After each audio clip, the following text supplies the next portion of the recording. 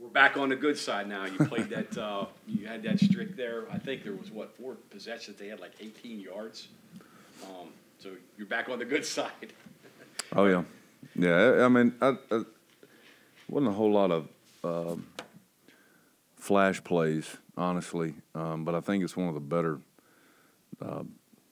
total football games that we've played. And I know, there toward the end we rotated some guys in, and it probably doesn't look like that from the outside. But watching the video with the first half and there in the third quarter, I thought it was one of the more complete. Good fundamentals, good run fits, good playing with good leverage.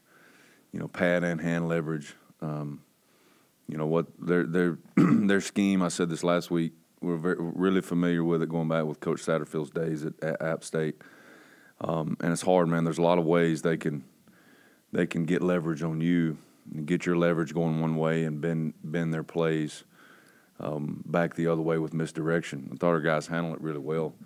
I think we held them well below their average of rushing. And I don't know if I said this to you guys last week, but said this to our players going into the game. It's really their statistics were really misleading in a lot of ways. Thought they were really they were better than their record, but their offensive statistics were really good in a lot of areas that really didn't match up with being 3-7. So I thought our guys did a really good job against their strength. 4 straight 200-yard rushing games coming in, and you held them considerably below that. I think 140. I think is what it was. Whatever it was. Yeah. Were you surprised that they came out with the other quarterback and then they kept kind of going between them? Did that catch you off guard a little bit? No, they had been doing that since probably 3 games ago. Had been rotating guys in. For what reason? Don't know.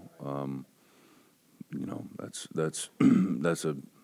a them question. But we were expecting that. I did not know that 16 was going to start. Right, yeah. But we were familiar with his game. We studied his game for the majority of the week just because we knew we were going to see him probably at second series, or I figured they would go every other series with him. Probably would have seen him more, but I think he dinged his ankle on the Q draw in the red zone there, and they pulled him out. So probably would have seen a lot more of him. One more here. Flip around to this week. Heat could be an issue. You go into it thinking, I've got to play more guys with the potential of heat down there? This time of year, maybe. It's a little warmer, seasonally warmer than it is, but it ain't going to be no hotter than UCF. So, and we – too, so that's it's not. I don't think it's much of an issue. I was wondering if you could tell us about Day a little bit, because we've never met him, but in every video it seems like he's having the time of his life, dancing or. I mean, just other than a football player, what's he like? I mean, and what he brings is a ton of energy, and Day he's a big personality, and I think that's important. I think it's important to have, especially defensively. I mean, the guy, his energy hardly ever changes, and he's always he's just as excited to practice as he is to play. And man, that brings a lot to the table. Brings a lot to the sideline, and particularly when when things are going good, when things are going bad. And Day-Day's that is that type of guy. Just like I said, big personality and that never changes. He's constant, and whether it's pregame or the walkthrough we just got out of. He's the same guy all the time, and is a high energy, high juice guy, and brings a lot. Picks us up, but a lot of fun to be around. I love having players like that around. Study the tape. You do, obviously, but from afar it looks like Ben Cutter is growing before our eyes.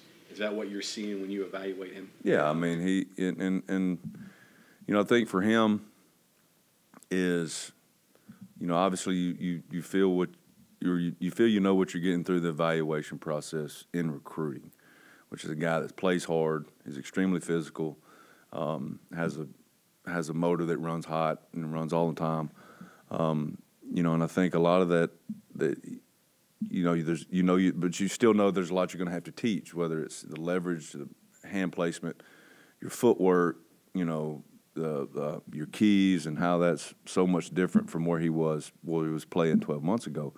And that's really, really hard on a true freshman. And any criticism of Ben throughout this process is 100% not fair. That's a lot on a freshman.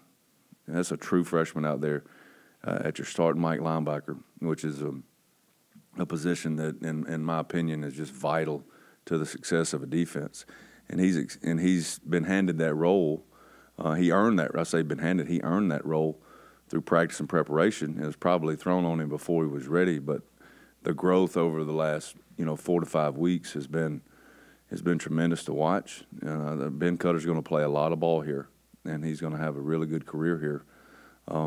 And he's a guy that he's fun to coach. He's more critical of himself than Jeff and I or Neil is, and that's important. But it's been fun to watch him grow, and he played. I think the best part of his game the other day was how he fit the run, and it's not going to show up on a stat sheet, but where he fit, how he fit. He really saved us on. There was one play they really had us on. We adjusted at halftime. A little wind back, what we call an insert play, where the fullback comes back. We did not play it right off the motion, and he defeated the block and made the tackle. If he stays on that block, which he probably would have 3 or 4 weeks ago, that play goes for a ways. So, his growth is definitely something that's exciting. We talked with Neil about the ball hawk rate stat, and you guys leading the country, but then also how that could mean you're missing interceptions and missing turnovers. And he did bring up that being one point of the defense that could have been improved against Cincinnati. What are you noticing about maybe why those takeaways and interceptions and things like that are not happening as much the last couple of weeks as comparison to where they were? He mentioned, leaving your feet, things like that. Yeah, I mean, there's a ton of things that go into yeah, I mean, it's the simplest one is catch the ball, catch the ball. But there's there's a couple plays in there where we're in a zone defense and guys I think there's 2 where they break essentially on the route instead of the ball. So they end up at the point of contact. They make the play. It's incomplete, and it's a good play, but it could have been a great play. So there's tons of things that go into that. And just like anything else, if you do jump, it's when you time your jump. Did you need to jump? There's all kinds of things that go into that. All you can do is continue to practice it, and we go through ball drills and every day at practice. And but there's if there's a specific one you ask about, I could probably give you a better answer. But there's a couple in there that I think were breaks that were on the route instead of the ball. Is the easiest answer to give you. You mentioned Ben's ability to fit the run against Cincinnati. Neil was crediting Jared Bartlett, saying he did a good job of that. And just give us your impressions of what you saw against him in Cincinnati. Is that kind of that whole doing your 111th part? Yeah, I think it's the same thing with Ben that I talked about. Just really in a different, a little bit different light, being up on the ball most of the time and on the edge, especially against an outside zone stretch team that's going to try to push you and then cut. And Jared probably played the best football game, honestly, since he's been here. And I know everybody always goes back to, having a 3-sack game at Virginia Tech a couple years ago and those things. And there's nothing to take away from those games. But when you talk about a complete football game as an edge defender, just doing your job, I take the first stretch of the game that goes for about 4 yards, and he does a really, really he essentially plays 2 gaps. He forces the ball back, and he overlaps the play, makes a tackle for a gain of 4. And that's not something, again, I said this at the beginning, that's not something that's going to be flashy or people are going to look at and say, oh, that's a great play. But if he doesn't do that, again, that play hits us for a big run. And he does it about 6 or 7 other times throughout the day that are just routine plays.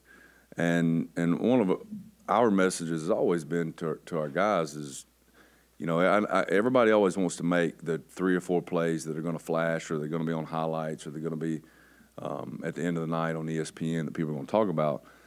But if you take an 80-play game, there's 75 other routine plays. Those are the ones that win you the game that nobody talks about. And Jared had a ton of those, more than he's had all year, that he's just simply doing his job and the fundamental that he's taught to do it and executing that, even when things are moving fast. And I thought it was the best football game he's played. Number one concern with Baylor. You know, I mean, they do a really, really nice job. It's very similar schematically to what we just saw, but they give you more moving pieces pre-snap to that. A lot of shifts, a lot of motions, changing the formation, changing the strength of the formation, moving the back, just doing the same, running their offense, just presenting it a lot of different ways, which can get your eyes in some bad places. And then I think the tight ends, you know, their tight ends are they're threats. They were, you know, 89 I think is the one kid last year that really gave us some issues. Is a big athlete, can line up anywhere across the field, and hurt you. Can line up in the slot, can line up on the ball, can line up even at the one receiver. And I think the quarterback's really good. I think Chapin is a really good player. I haven't studied the stats closely. Are they doing a high number of 4th downs? And Oh, are they yeah. doing them in strange places? Yeah, I mean, if it's across the minus, which is you know, their end of the field, if it's across about the minus 35 or 40, you're playing however you want to look at it. 2 second downs, 2 first downs. You're going to play more than likely 4 downs if the distance is manageable. So, and I think that's been their tendency for since Coach Aranda's been there. Sometimes minus 20. Oh yeah, Yeah. yeah. I don't. We're always you're playing these guys. Even going back to last year, we prepared our kids for it all over the field. So you got to win 1st and 2nd down to try to get that to 3rd or 4th and long. Oh yeah, that's the deal. With yeah, them. yeah, yeah. If you and like I said, I mean it's however you view it. Whether you're playing, you want to approach it like you're playing 2 first downs, and you know one's a run tendency or one's a pass tendency. And I'm just using that as an example, not that that's theirs, but or you're playing 2 second downs where you get a good first down and that next down, no matter what, usually the distance, if it's short, you say, all right, guys, this is a waist down. They can take a shot here. Theirs doesn't matter. It could be 2nd 12, and that's essentially a waist down. So you're going to play another 2nd down next, and your 3rd down's a 4th down, just however you want to view it, you know. And I think you throw in the other variable in here is this is their last game. Mm-hmm. So that could open up a whole bunch of things. Yeah, I mean, it's you know, teams and like this and those situations are extremely dangerous, you know, and you know, we just have to go and execute and do the things that we've done when we've played our best. But it is, you know, it's always, you know, one of those, you know, why wouldn't they? Kind of correct. You know, so you got to prepare for that going in. One band last week, right? I think James played 1 snap, maybe something like that. Tor Simmons played. I was going to yeah. say, how'd you supplement that? Did you? Because I saw him out there on the line. I figured that was the fix. Just get him in. Yeah. Okay. It's a good timing for Jared to have that game, though. Yeah. Yeah, it was.